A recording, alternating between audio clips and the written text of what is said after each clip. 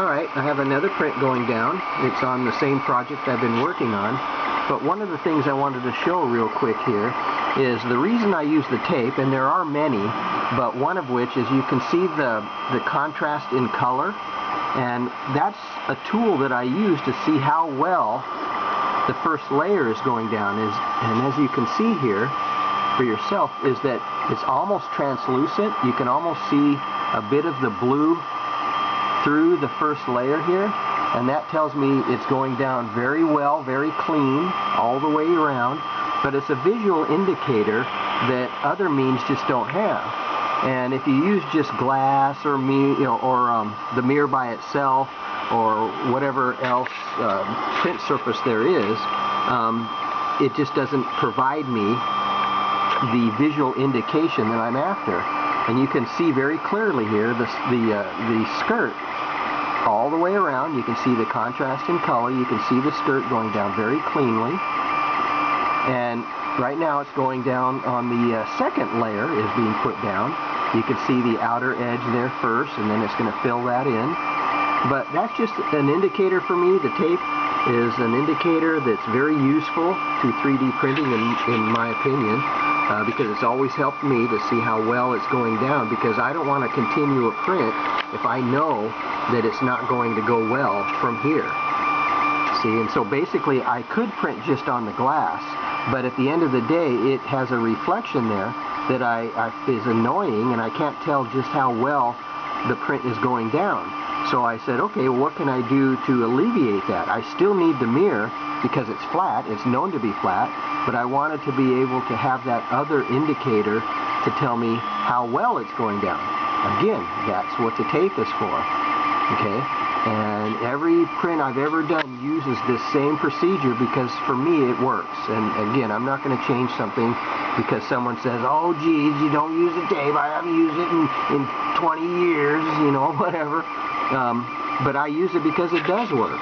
And I'm going to continue to use it for the next 3,500 STL files I print. So there you go, so far so good, as usual, as always. And you can see the print head is just a straight, you know, no bells and whistles, nothing been added. It's just your standard straight, you know, you have your hot end, you have the cooling fans, you have the Bowden tube, you have the 0.4mm nozzle. And that's all it's required right here to get filament from the spool right there through the extruder right there down the filament delivery system here, the Bowden tube, because this is a moving part. You need to be able to feed the filament from here as it was designed to do down to the print head, just your basic print head, no added direct drive, because I don't think a direct drive could even do better than this. This is what this is doing right now. So direct drive cannot improve on what you see going down right now. So it's just not required, right? You can see it for yourself. Direct drive isn't going to improve on this.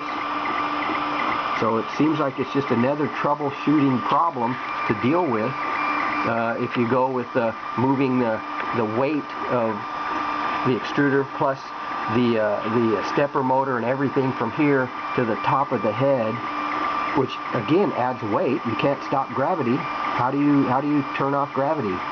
And I would rather say if there was some heavy something here, you know, feeding filament to there, I would take it off, put it where it belongs, and have the Bowden tube delivery. That way this is as light as it can be. It's as basic as it can be. Alright?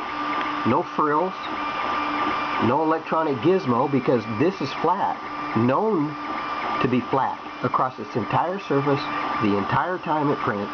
So it doesn't need an electronic gizmo to compensate for any highs and lows, because there just isn't any. Alright? So it becomes useless. It's just an added problem to deal with. Okay? I want to show you real quick here. No warping, because I don't even heat the bed. Right there. Not required. I always wanted to come up with ways that I can 3D print, you know, as many times as I want in a day, and not have to deal with the hassles of what other users seem to have all the time.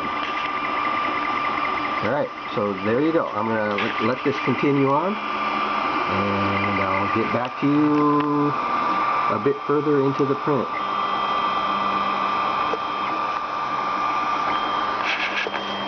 Check that out. I wanted to keep the springs, the original springs, because for me that's kind of a safety feature.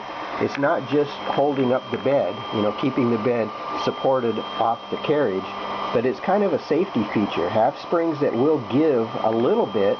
You know, you don't want a solid chunk of rubber or heavy yellow springs, because I want the safety of being able to, you know, pull my finger out if I go to grab a piece of filament or do something stupid. I don't want to crush my finger between the moving head and the bed. All right, and I'm sure Creality thought of that. It says, well, you know, don't put a solid chunk of rubber or you know, bolt-in screws and all that. You need that safety feature so that Creality doesn't get sued for a bad design. You know, keep the springs because they work. If you install them properly and you have the proper bed, this is how it prints right here. You can see it. This is how it's going to print. All right, just your basics. ABC, 1, 2, 3. All right, happy printing.